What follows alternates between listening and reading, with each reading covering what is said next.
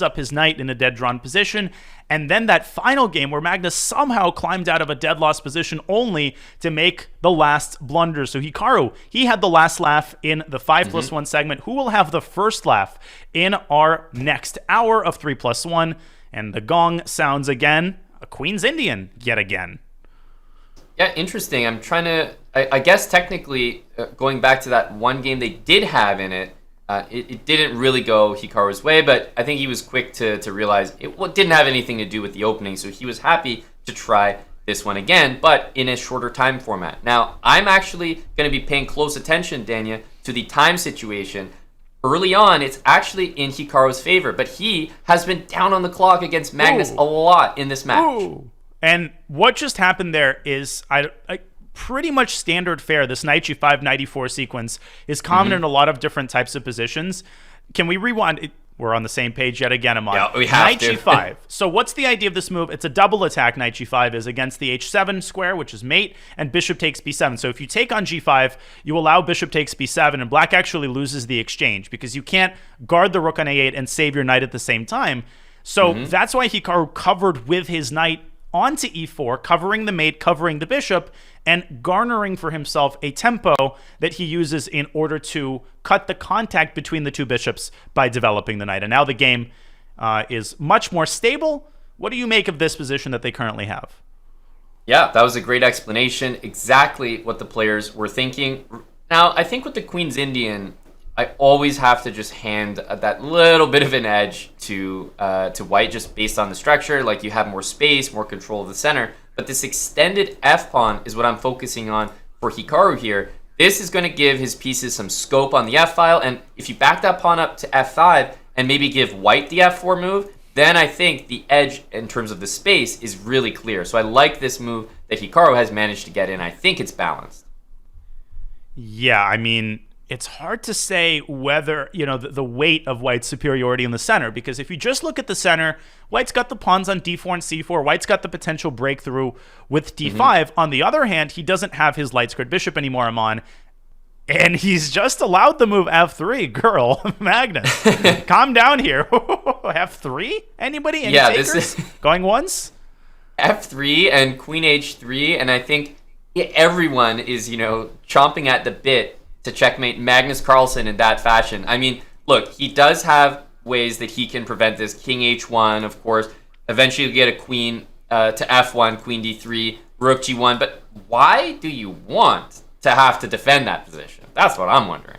Well, I'm wondering that too. I'm on f3 and it's on the board. And e4, why? To prevent queen f5. But Hikaru says, I'm going to fly through a different airport. No direct flight from Charlotte, so I'm going to drive to Atlanta and fly to h3. But queen g4 is met with king h2. And I think Magnus's general philosophy here, Amon, is that in the time that it takes for black to set up all these threats, Magnus has imperceptibly built a really impressive center. He's also blundered the move rook f4, and I think he's losing the thread of this game.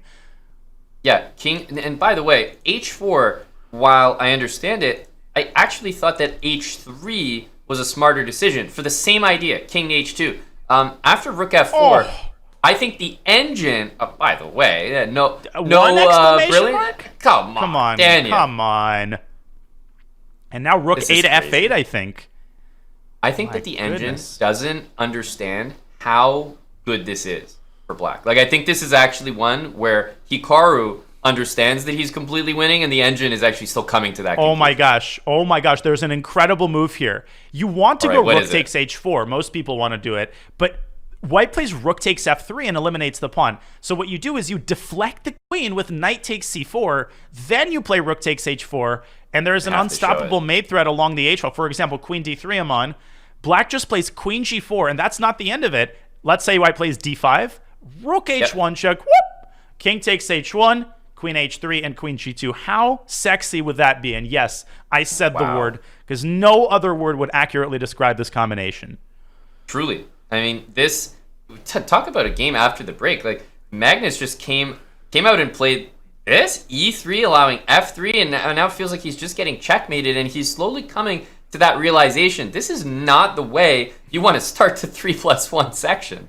And Hikaru knows that something exists. He has now paused for a minute, which is a long time in a 3-minute game. I think he's searching for that crushing blow. Knight takes c4 is an incredibly difficult move, not only because it sacks a piece, but because it occurs on the other side of the board. With 30 seconds on the clock, Hikaru better find it, because he might no longer have the time to manage this position for a long time. He needs to checkmate Magnus now, and he has found it. Unreal. And he has found it. What a move. Knight takes c4. You explained it perfectly. Deflecting the queen. All you need is that one moment, that one move after rook h4 to play queen g4. And look, technically this is playable if you take and maybe give up the rook, but you're lost, and Hikaru knows it. What a game, what a combination. And there's basically only 2 players on the planet that can find a move like this in a blitz game, and they're sitting in front of us right now on the camera. One is Magnus.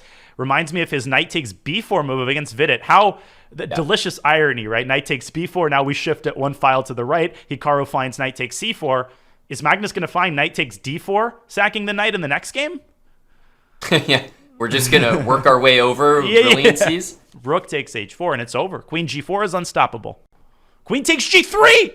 Oh my gosh! There's a queen sack on g3, and f2 leads to mate, and he's done it! Oh my goodness, that is beautiful. The word sexy, we have to use it again, Danya. Didn't, girl. Wow. Just wow. Nothing but just pure shock. I have to go back to that one, Danya. There's no way that we can't show that again and explain what exactly was going to happen. Queen takes g3. Of course, a brilliancy. Look, king f1 is not even a question, so you have to take it. But then you unleash the f-pawn, moving down to f1, and rook h1. And then the mate, king f1, rook h1, king e2. And look at the mate, f1, queen, king d2, queen c1, shuttling the queen to e2, and then queen e1 mate. You have exactly 2 squares that are accessible. They are the mating squares. This was exquisite. This was a work of art, and you knew that something was going to go down when Hikaru landed a pawn on f3. Lolly's mate, he said it on his stream a million times. You knew that he started to search the moment that pawn landed on f3. What a game to tie the match. And you think about how, that was almost, not taking anything away from Hikaru, but very self-inflicted by Magnus. He played e3 and said, push your pawn to f3. And Hikaru said, sure, I'll do that, and I'll mate you with a couple brilliancies. Is that what you wanted? Clearly, that's what Magnus asked for, and that's what he received. It was unnecessarily provocative. And it was more annoying that for Magnus that he did it with the white pieces in a Queen's Indian where he was hoping to play without risk. Instead, he gets checkmated. I feel like I try as a commentator, Ramon, now to make less comments about body language because you never know what the players are actually thinking. But man, after that rook and bishop versus rook game, it seems to me like Magnus hasn't been the same yet. Yeah, it's so interesting because he bounced back immediately with an incredible win to sort of silence that notion. But then you look at the games that have followed, and I couldn't agree more. He's not fully himself, and let's give credit where credit's due. Hikaru Nakamura has absolutely, he's joined this match in a real way. He's back in it, and the momentum seems to be in his corner in this 3+1 segment that he's struggled with in the past. And so far, he's also adjusted his clock management subtly, but still in a big way. Now he's holding the time advantage in the last couple of games, this game included. Yep. We have a really interesting Sicilian where Magnus has just released the tension with d4 and c5. The drawback of this approach is that white now has some light square control on the queen side. You can see Hikaru's knight heading over to c4. The bishop could also park itself on a4. I think the position is approximately balanced, but I would probably take white here. Yeah, the structure does look pretty pleasant here. And remember, Hikaru Nakamura is currently playing for what I believe would be his first lead of this match. He's tied it up and started in the best possible way. Now he's got the white pieces. He can keep piling on the pressure. That would be momentous, as would a potential kingside attack that Hikaru would develop if he lifts his rook up to f3 or his queen to g4. Queen g4, very thematic move here, Amon. You're not necessarily trying to checkmate black in one fell swoop. You're trying to set up the preconditions for a potential kingside attack. I mean, bishop h6 and f4 would come really, really fast. And that bishop, which would land on f6, I don't think that's a reliable bishop at all. I would go bishop h6 and take my chances here. Right, because bishop f6, he's saying, okay, e5, I've got it covered. But f4 renews that exact threat. And if you play e5, you're opening up this bishop in general. Great point.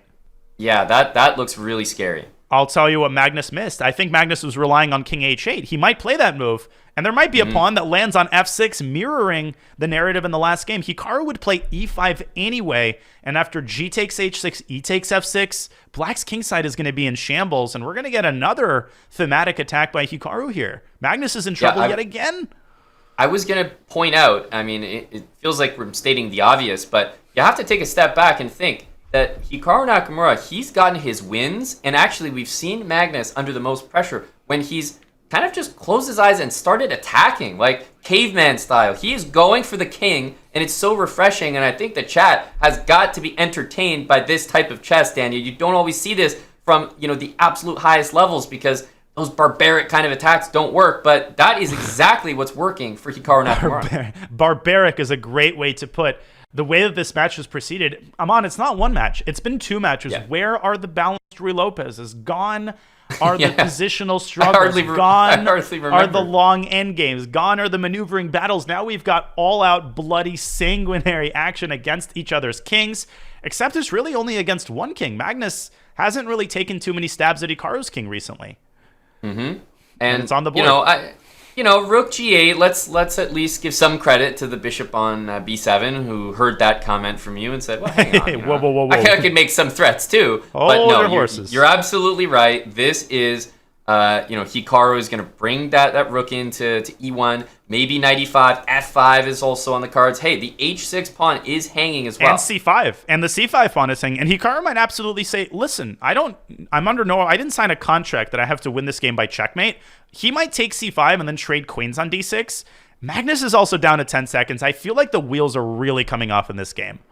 Yeah, rook g6 feels like a normal move to hit the f-pawn, guard the h-pawn, but then, as you mentioned, you could switch gears and just take on c5. And now you could switch gears and go knight e5, which is the square relinquished by Magnus's last move. Rook to e1 would be a great build-up move. c3, bishop, c2, so many ideas. Yeah, if you can bring that bishop to c2, remember, with 5.6 seconds, you just need the most complicated procedure for Magnus to find, and that alone might be enough. So I really like the move c3. I think it's tough to handle. And we called it, right? He's just taking material, and knight f3, knight g5. Oh no, that could be a hammer blow, and he finds it, because rook g6 is impossible. The f8 rook hangs. Every detail has been accounted for. Look at this. Yes, this is exquisite. You called it.